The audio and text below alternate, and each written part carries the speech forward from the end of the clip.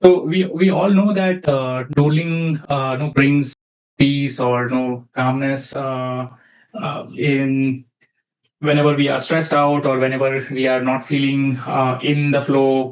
When we doodle or when we sketch or do mandala art, people say that it brings peace and all. So yesterday I went into researching on if there is any scientific evidence which kind of says that, hey, if you are in stressful mood or if you are angry or if you are distracted or if you are feeling lost, what are the kind of shapes that you draw, and then it reorients you. And I came across some interesting study which kind of says that drawing certain shapes in certain ways can actually help you reorient. For me, by default, when I'm stressed and I'm doodling, by default, it's always a right arrow. I don't know why. It's always been there, like a right arrow. Yeah, like that one, or the simple arrow which points towards right. Very simple, like Mhm. one line and then triangle. For some reason, I don't know why. It just happens automatically. During the meetings, especially, it is Mhm. mostly becoming like sketching mountains. Yeah. The triangles and mountains are, or two things are happening. One is it starts with something like a very simple shapes like triangle, and then there are straight lines, and straight lines are kind of, no, I have to be very cautious that it does not go beyond those boundary lines. So that helps to kind of reorient, and it also helps to focus on what's being talked about. In agenda today we have Jatin, who will be sharing um, the construct or the architecture of storytelling in movies and what makes it tick or what makes it likable. So over to you, Jatin. The reason I'm sharing this is that actually, let me share a little bit background. I'm a movie fan myself. Big movie fan. I used to watch. Sometimes, in fact, in my young age, I've even seen 2 to 3 movies in one day in theaters. Okay, so that's how big fan I was. But lately, kind of something changed. I didn't enjoy some movies, and I started interesting about that aspect. Like, okay, what happened? Am I getting old and I'm not enjoying new culture? And it's not the case. It's actually something different. Storytelling is very intricate. So once in a while, I do find some good movies.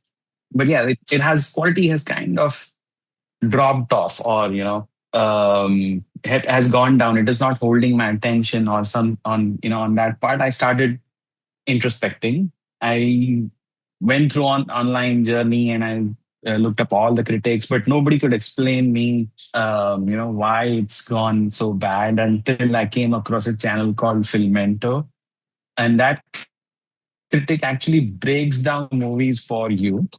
And okay, that what part was missing, and why, how could it be even a better movie? So that kind of gave me a big understanding of how a good movie is made, and how good can be great, and how great can be made even excellent. Now, why I'm sharing this across with all of you is because, again, it's an observational art. Watching something, when you're looking at something, it's an artistic medium. So when you're looking at it, you should understand, okay, what goes behind it, what is the architecture, and then what did the movie lack, so that you understand it better. Um, of course, I will be referencing some movie names over here, some of them from Hollywood, some of them from Bollywood. And if you like that movie and I call out or diss for it, please do not hate me. I'm just trying to point out something. But yeah, it's all from a learning perspective, right? Okay, so most of the movies have a style which is called hero's journey, right? I think we've even touched that topic in the past, Kumar, right? Like hero's journey. There is a hero's journey. But yeah, it's even hero's journey is just not enough in a way, right? There is something, a secret aspect to it, and then there are core elements which the movie needs to follow, so that it becomes a great or an excellent or a legendary movie which can remain in cultural references for years. So As usual, the movie will start with introducing a bunch of characters, right? You will be the protagonist side, right? There will be friends, they will be in common place, some village or someone, but it will be usually the protagonist side. And then there will be the antagonist side, right? And then there are a bunch of characters on the antagonist also. And then the hero's journey kicks off in most movies. But what they miss is usually in storytelling technique is called a McGuffin,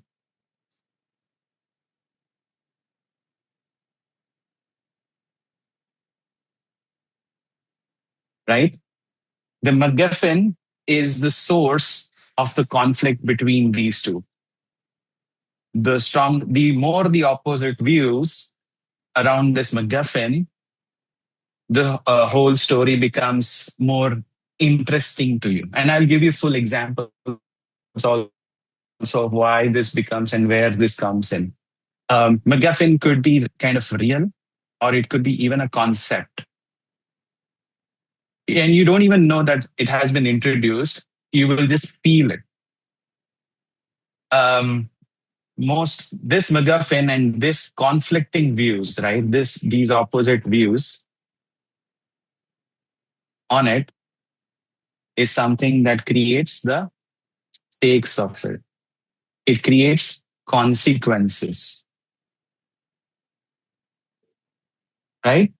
And this takes causes the protagonist side to actually create a plan.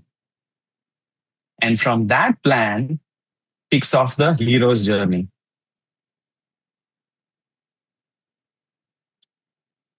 Right? With me so far, or any questions? I'll explain all of this using real life movie examples also, right?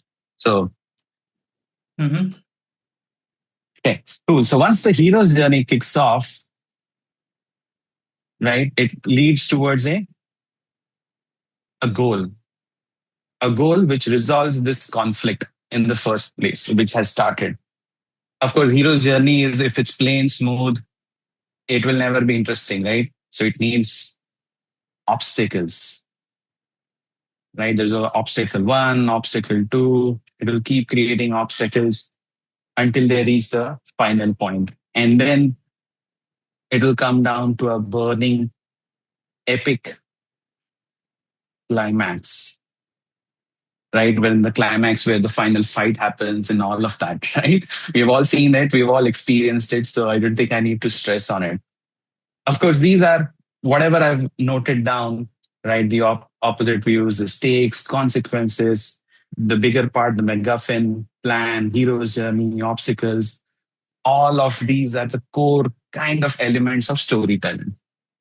This is even heightened if the goal has to be met in a timeline, right? There's a time limit to reach it. So that increases the excitement level.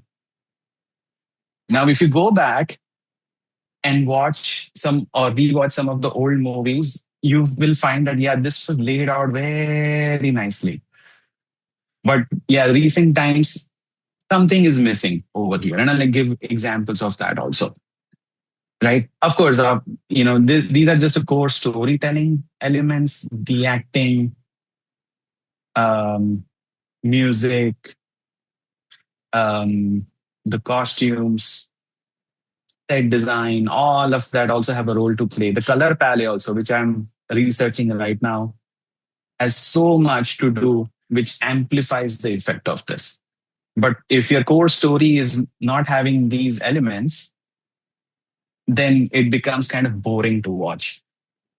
Um, Also, one thing to remind, this is not the only way to tell a story or only way to tell um, tell make a movie, but this is just kind of one of the most commonly used methods, right? Introduce a MacGuffin, and the hero sets out on a journey, which is created by obstacles, and then he has to meet there in a timeline goal. Let me start giving examples now. The most perfect trilogy of all time, in my personal opinion, Lord of the Rings. How many have seen Lord of the Rings? At least once, right? Lord of the Rings, Lord of the Rings. Kumar, yes, no, maybe. Oh, he's seen. Anita, not seen? I've seen it. No. Yeah. Oh, no worries. I'll give you another example for Anita later, right? Let me just kind of, just give me a second. Let me duplicate this and let me start editing this one. And let me change the color.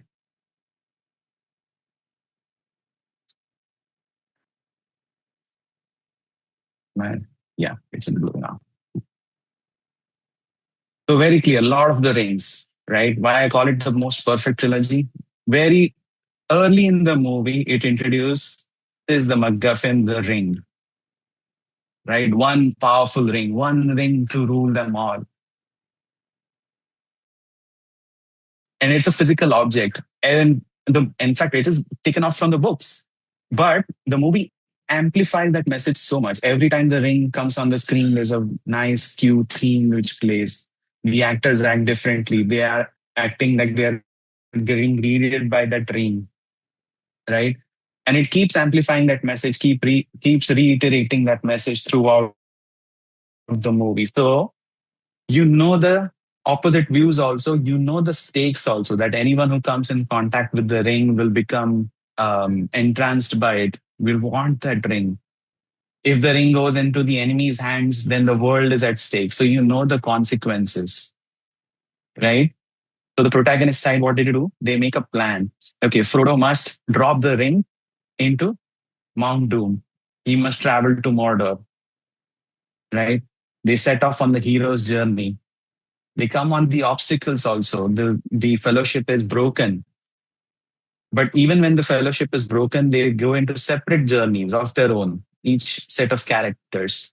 However, it's still aligned to that one goal that, yeah, Frodo must reach Mount Doom and destroy the ring. So each set of journey and the obstacles and the solution of the obstacles leads towards, yeah, Frodo must go to that Mount Doom and destroy the ring, right?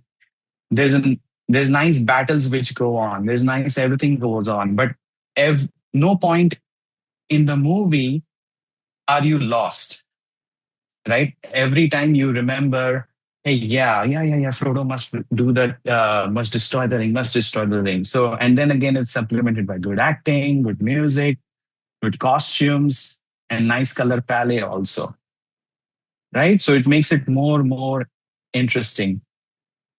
How many have seen Avatar? Anybody? Avatar. Yeah, I Anita have has seen seen it. Avatar. Yeah. Kumar, yes? Yes. Awesome.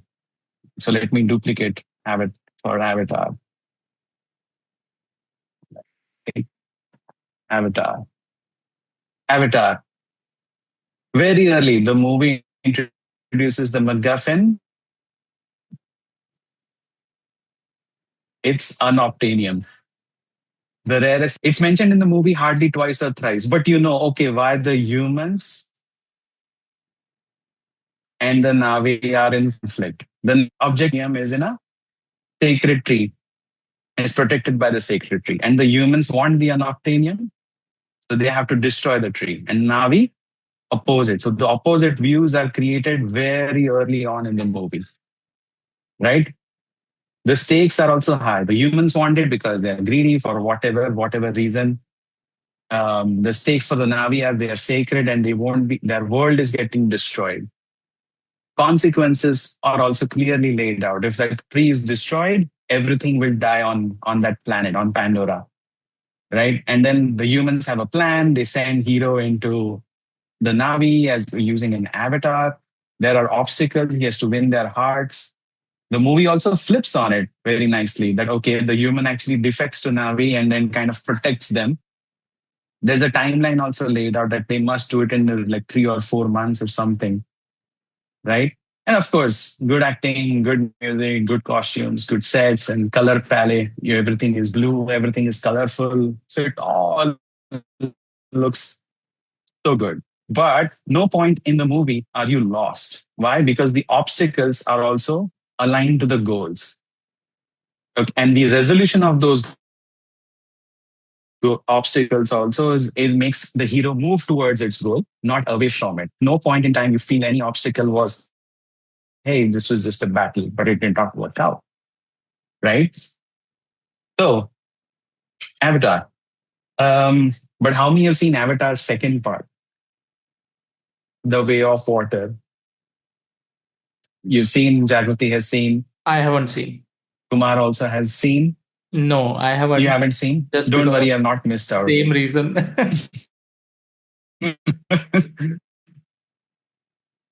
Avatar was so good. Let me write down. If Avatar was so good, what happened in the second part? So, stupid research journey started when I watched Avatar Way of Water. Because for the first time, I was disappointed in a James Cameron movie.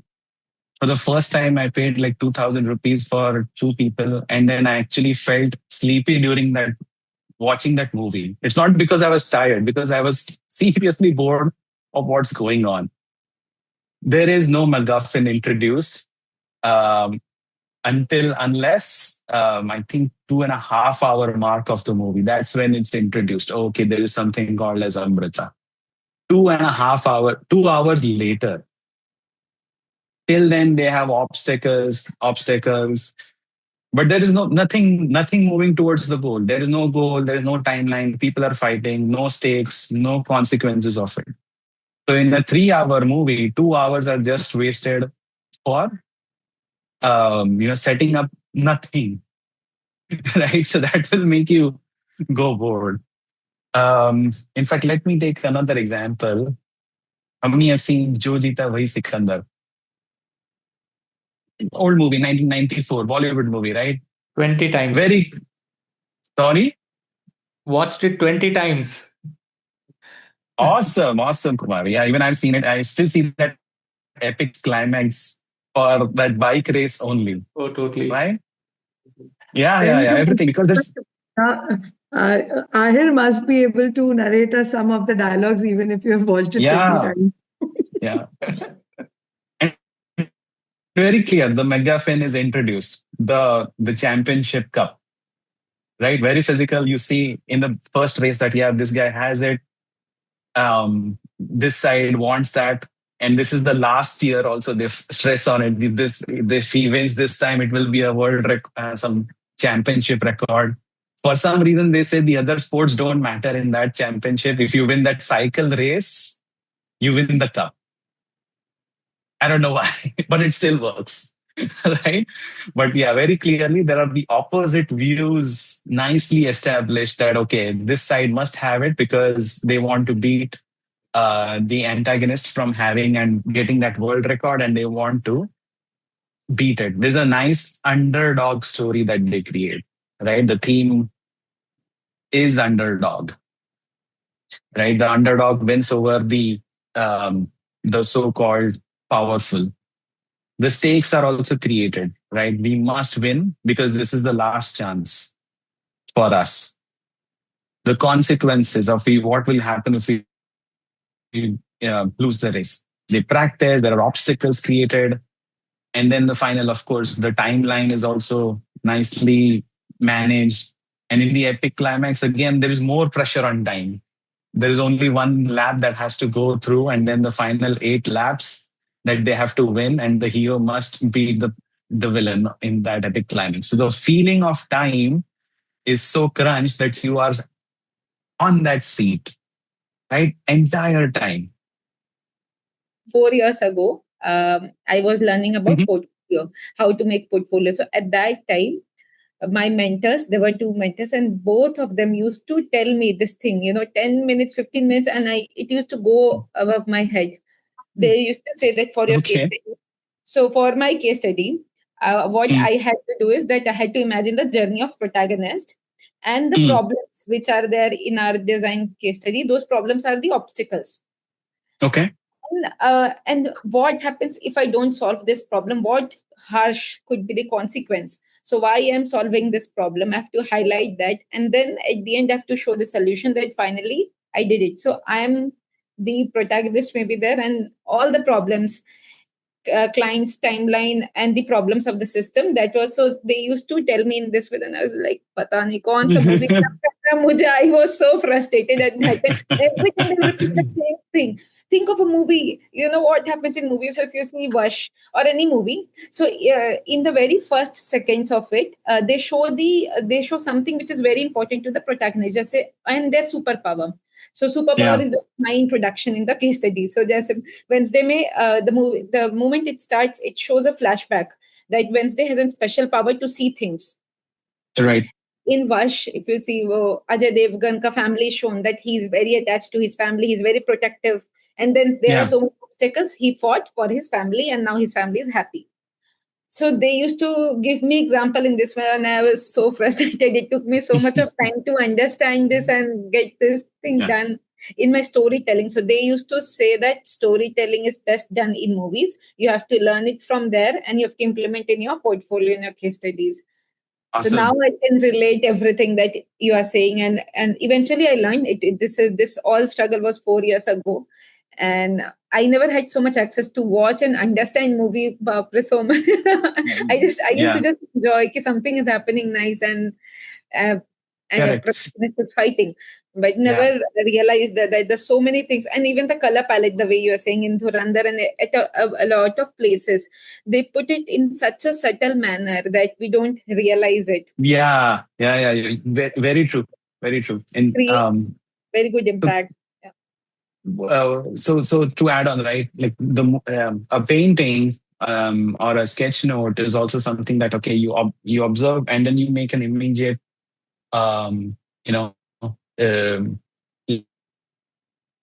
like you made immediately something an opinion there that, okay, this is good, this is something I like. Maybe you don't know why you like it, but it's very immediate. A movie is a 3 hour long experience, or sometimes 2 hours or whatever, right? But it's still there. So over the course of the 2 hours, you have to go through that entire thing, and then you finally come out of it. And yeah, it makes a big choice once you once you understand how they create those elements together. So this channel is there, Filmento, right? It mostly does Hollywood deep dives, but yeah, try check it out. I Most of this material is comes from his videos and his explanation of this. Recently, he has mostly goes into the negative part, but if you watch his um, old videos, then he kind of explains that, okay, how the basic structure should be and how this is. Um, coming to what you also said, right? Yeah, I'm glad that this helps you understand, and even helps you build better portfolio. A few of the movies that I can talk about is there is a Marathi movie called Cycle. Jatin, if you haven't, you must watch it. Amazing storytelling. It has all the elements that you just talked about, McGuffin, and in that McGuffin is Cycle. And the movie is also named as Cycle. So awesome background score, awesome color, story is great, characters are great, and the actor himself is really amazing.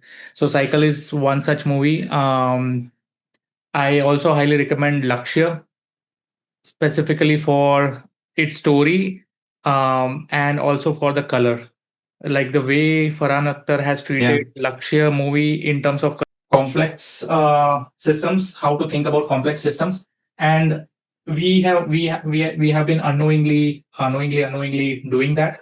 So first of all, what is a complex system, right? So complex system is something wherein the number of variables are very high, and these variables can be people, information, objects, a place.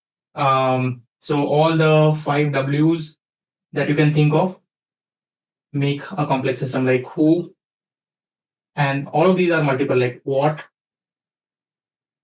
when. So it is spanning across time, where, and when I say where, physically as well as digitally. And then there are interactions between all of them all together. So we can think of, and each one of these are like in multiples. There's just so many of them, and that's what makes any system complex. So complex systems, you can think about, let's say, hospital system or schooling or finance or tax and things like that. So there are so many variables that if we start to think about it and if we have to derive some solutions, we have to think of all these elements in them. What is an object? When is the time?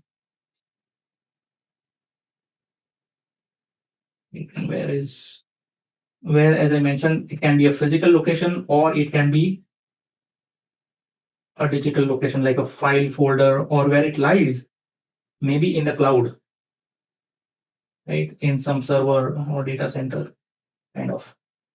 And how is more about how they kind of come together and interact with each other, right? So the idea is that as designer or no, as a not as even as a designer, more as a problem solver, when we are trying to solve a problem, and if we think that the problem space is very complex, we have to first identify, like, is it complex because there are too many variables across all these things? Are we trying to address all of them? If yes, then we have to start outlining what they are. Like, first of all, who are the people involved in it? And what does it so let's say, for example, let's say if we have to design some solution for hospital system wherein it's more about patient management, and to be very specific, let's say it's about when a patient visits a hospital, we want to make that experience smoother, or we want to make that experience um, in such a way that the patient actually feels that they are being taken care of rather than that they are entering a transactional system. So if we have to design a system, or if we have to solve a problem wherein across any hospitals, if we have to come up with a framework, what that framework will look like, in that case, we'll have to start thinking about who are the people involved. So in that case, it will be patient, then caretaker who might be accompanying the patient, receptionist, starting also from the guard who is standing at the gate of the hospital, and the guard who is standing right in front of the door. Then the doctors who are passing by, there might be nurses, right? So these are the people that we'll start thinking about, or we'll start listing them. Then what is involved? Like, when I say what, it can be information, which is intangible, and it can be objects also, right? So information and objects. So what are the objects that the patient will come across? Like, say they have to fill up the patient form, or they have to kind of make the payment. There is a QR code, there is card machine. Then they have to go and when they go and sit in the reception area or in the waiting area, they have got magazines, and they are looking at the television, which is playing some ads or um, some channel or something like that, right? When is it? What is the time frame in which the patient actually visit the hospital? It can be any time of the day, but we have to think about what are the operational hours of the hospital, and what are the time that the patient can visit the hospital, day, night, and things like that.